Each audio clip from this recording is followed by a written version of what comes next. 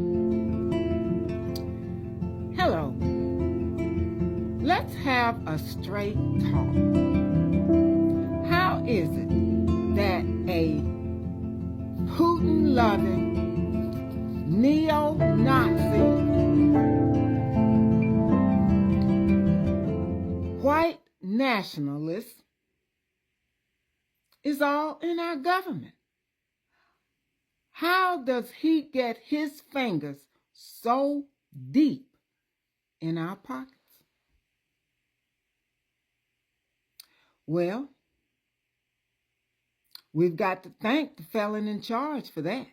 And we also have to thank the Trump supporters that voted for him, and most importantly, also the people that did not deem it necessary to vote. You're just as guilty as the MAGA people are. Well, we had 2 tragic plane crashes. Felon in charge tried to say it was because of DEI. But let's get the backstory. Mike Whitaker was forced to resign out from being the director of the FAA. Why? Because Musk owed $600,000 in civil penalties because he failed to get all the license requirements doing 2 launches in 2023. Then he turns around and launches this last rocket that exploded in the air.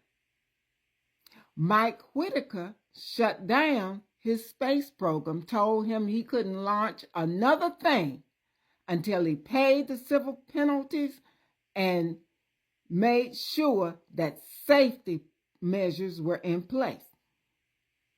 Well, the Musketeer didn't like that, so he goes running to the felon-in-chief. The felon-in-chief bends over, kisses Musk behind, and they get rid of Mike Whitaker. In fact, they actually gutted the FAA.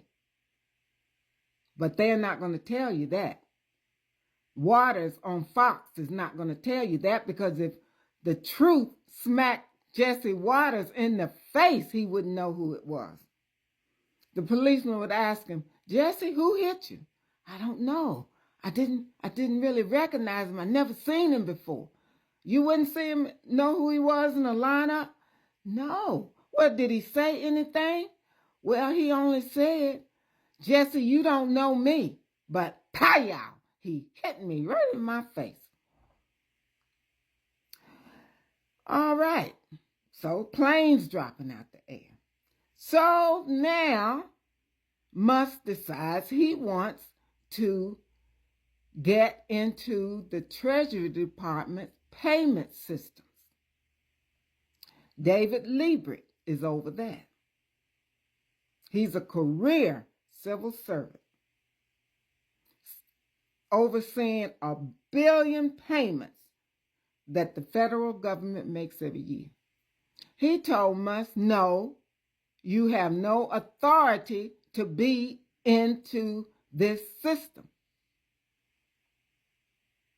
What does Musk do? He runs to the felon in charge. The felon in charge bends over and kisses his behind, and they get rid of David Liebert. Now, Musk and all of his so-called Doge people have access to all the payment information for the United States government Treasury Department.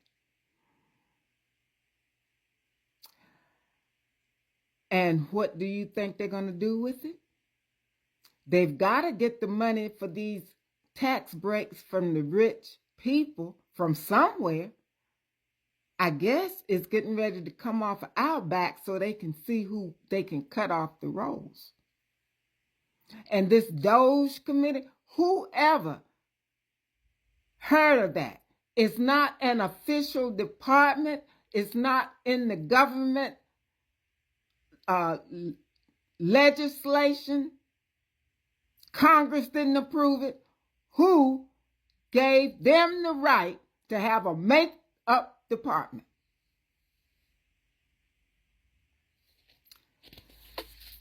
Men should be jumping up and down screaming about these travesties.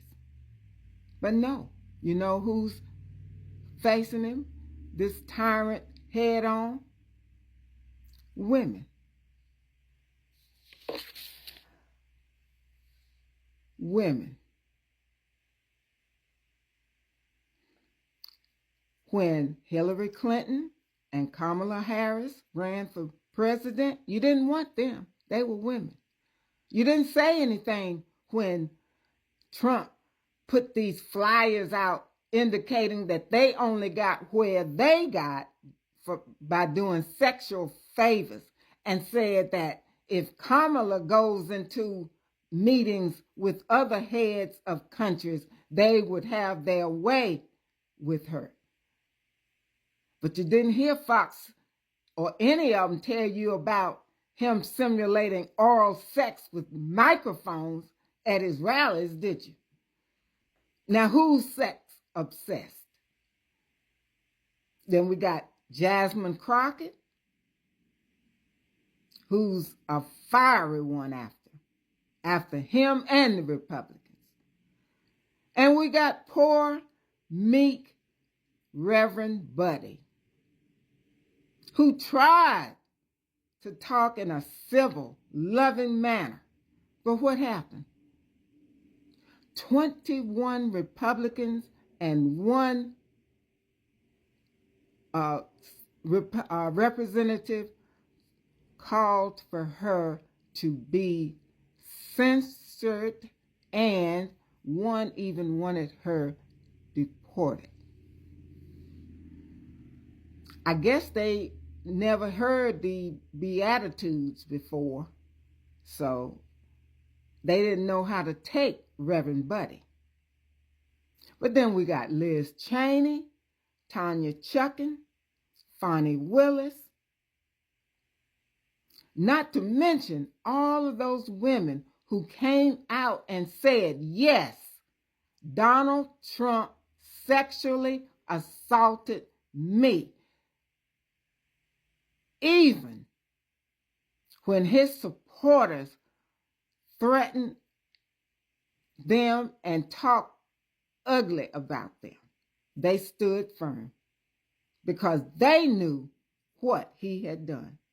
And the latest one is Phyllis Fong, a USDA Inspector General. Guess what? She made them come and get her out of her office. She didn't go willingly into the sunset. That's who's fighting this tyrant, us women. And I bet now you wish Kamala was in that White House, because a day under Trump is like a week, and we got 4 more years of it. So, have a nice day. If you agree with me, hit the like button. Take care.